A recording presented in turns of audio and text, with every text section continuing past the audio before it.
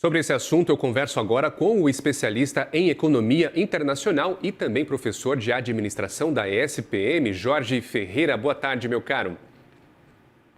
Boa tarde, Gustavo. Tudo bem? Tudo bem contigo? Um prazer ter aqui na programação. Jorge, deixa eu começar te perguntando sobre essa nova polêmica, essa nova ameaça de taxação por Donald Trump. Queria entender de você se essa nova declaração está funcionando mais, por enquanto, como uma barganha política, Jorge, ou se a gente está mesmo diante de uma mudança mais estrutural que pode, inclusive, isolar o Brasil dos seus parceiros comerciais históricos, como é o caso do Irã.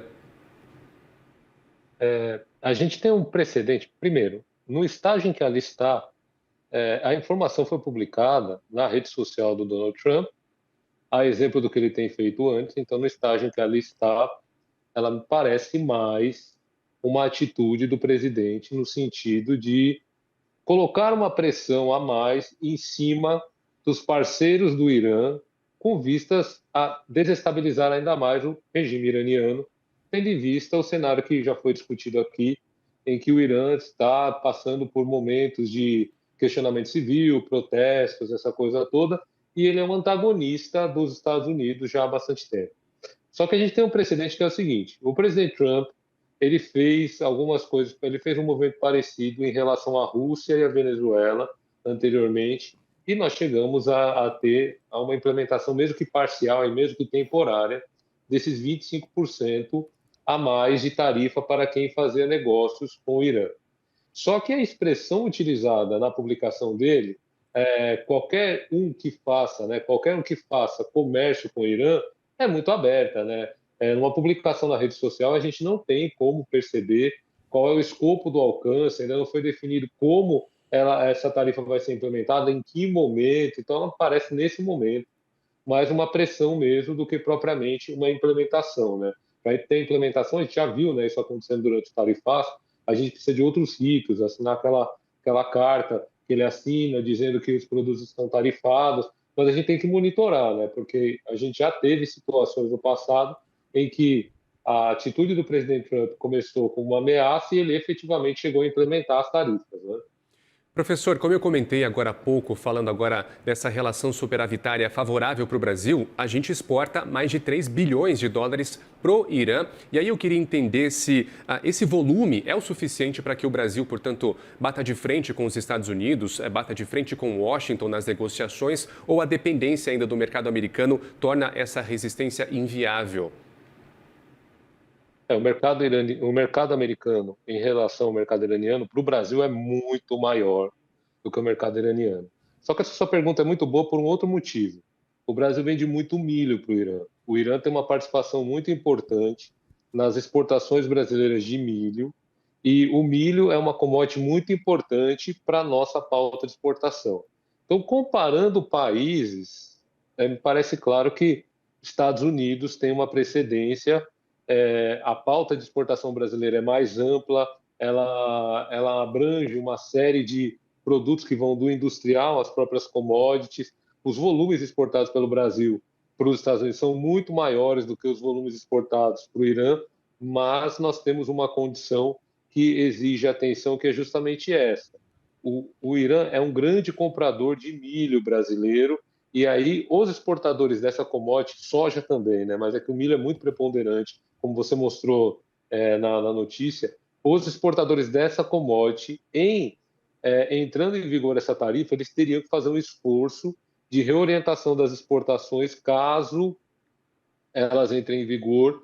Por quê? Porque existe uma concentração de compras do Irã do milho brasileiro, é uma rota muito bem estabelecida e muito tradicional para o comércio exterior brasileiro. Professor, falando agora um pouco dos impactos aqui no Brasil, olhando para o micro, essa dependência do Brasil, não dependência, mas o Brasil é um comprador mais contumaz de fertilizantes, de ureia, do Irã. Então, tendo essa tarifa de 25% dos Estados Unidos sendo efetivada, a gente, vamos considerar que isso já está sendo feito no longo prazo, a gente pode observar aqui uma complicação, um aumento de preços no Brasil, uma coisa que dificulte, que pode encarecer o custo dos alimentos aqui para nós? No curtíssimo prazo, sim. Só que os volumes comprados, você viu, né? A balança é muito preponderante para o. Você mostrou aí, a balança é muito preponderante para o Brasil. Esse volume de fertilizantes é significativo mas o Brasil teria condições de reorientar sua compra para outros mercados. Então, a gente pode ter, em entrando em vigor, um pequeno reflexo na formação dos preços do agronegócio brasileiro, mas eu entendo que hoje o agronegócio, principalmente porque o agronegócio ele já teve que aprender alguns anos atrás, quando aí sim a gente teve um problema sério de fornecimento de fertilizantes, que foi o conflito Ucrânia e Rússia, os dois eram grandes fornecedores para o Brasil de fertilizantes. O exportador brasileiro ele tem no Irã um volume de compras muito menor do que o que era em relação à Rússia e à Ucrânia, e a gente conseguiu diversificar as compras, fazer até um nível de produção nacional que não cresceu muito. Como você citou, a gente ainda é bastante dependente de importação de insumos para fertilizantes, mas esse montante que o Brasil importa, ele é realocável. A gente conseguiria, sim, achar outros mercados fornecedores para esses insumos, mas no curtíssimo prazo a gente teria um impacto, que é um impacto de procurar um outro fornecedor e alterar rotas de compra, o preço do frete provavelmente sobe no meio do caminho, então, assim, no curtíssimo prazo, possivelmente a gente teria, sim, um impacto, mas ele é administrável. Eu entendo que o nosso principal gargalo seria na mão da exportação mesmo, realocar a quantidade de milho que a gente vende para o Irã, para os demais países, sem prejudicar o segmento. Muito bem, Jorge. Agora a gente está vendo mais um episódio em que os Estados Unidos agem como polícia do mundo, né? Reprimindo ali o Irã, ameaçando invadir o país militarmente e impondo, aliás, essa tarifa de 25% aos países que têm um comércio com o Irã. Queria entender, professor, se os Estados Unidos têm, né, esse poder de ditar com qual país o Brasil faz comércio, ditar isso indiretamente, sem ferir as regras da OMC. Isso é viável? A gente tem duas coisas que eu acho que vale a pena citar. Primeiro, eu tenho comentado bastante que a OMC ela foi um organismo internacional muito importante, mas desde 2017, 2018 para cá, ela perdeu força no cenário internacional, justamente por uma falta de acordo entre as grandes potências em relação à Câmara Arbitral, que era o principal órgão regulador. Era ela quem decidia se o comércio estava sendo bem praticado ou não. Então, assim, a gente tem visto uma atuação bastante tímida da OMC, o que não justifica uma quebra do regulamento do comércio internacional, mas assim a OMC ela tem atuado de uma maneira muito tímida nos últimos anos e isso é percebido no cenário do comércio internacional. A primeira coisa que eu queria citar é essa. A segunda coisa que eu acho importante a gente mencionar é o seguinte: o Irã já é um país sancionado há bastante tempo.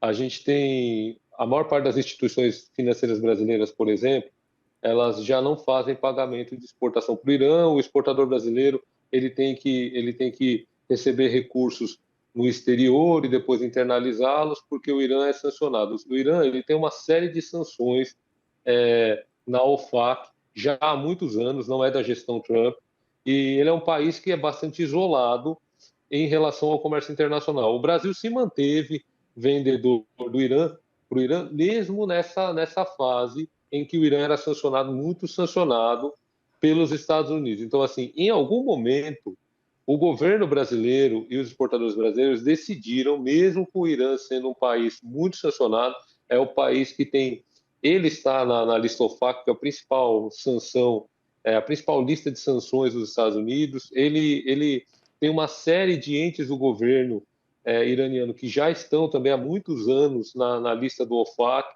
E o Brasil ele decidiu, nesse momento, manter o comércio internacional porque era muito importante. Então, assim, os Estados Unidos ele tem adotado esse tipo de postura. É uma postura de posição de força do governo dos Estados Unidos, porque eles têm esse potencial, né? A principal economia do mundo, mas até aqui o Brasil tem se portado, mesmo antes dessa tarifa, o Brasil tem se portado como como um país que se coloca na posição de vender para o Irã. Por quê?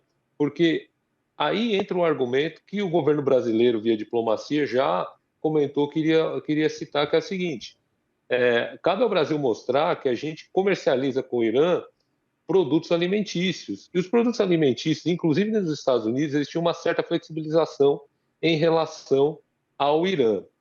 Eu dei essa explicação toda para a gente entender que a resposta não, ela gira, ela flerta com uma série de condicionantes, mas assim, numa situação em que o Brasil tivesse que decidir, eu entendo que o Brasil decidiria, e principalmente os exportadores brasileiros decidiriam por manter o comércio com os Estados Unidos e os exportadores brasileiros, principalmente de milho e soja, acabariam redirecionando suas vendas para outros países, é, primeiro por uma pressão política e internacional dos Estados Unidos, mas também porque uma tarifa de 25% inviabiliza a venda, qualquer venda, para o país, para o país. Então, assim, a gente teria essa condicionante em que os Estados Unidos têm uma força direta e uma força indireta também, que redirecionaria o mercado para países que compram sem a tarifa para o produto brasileiro continuar competitivo.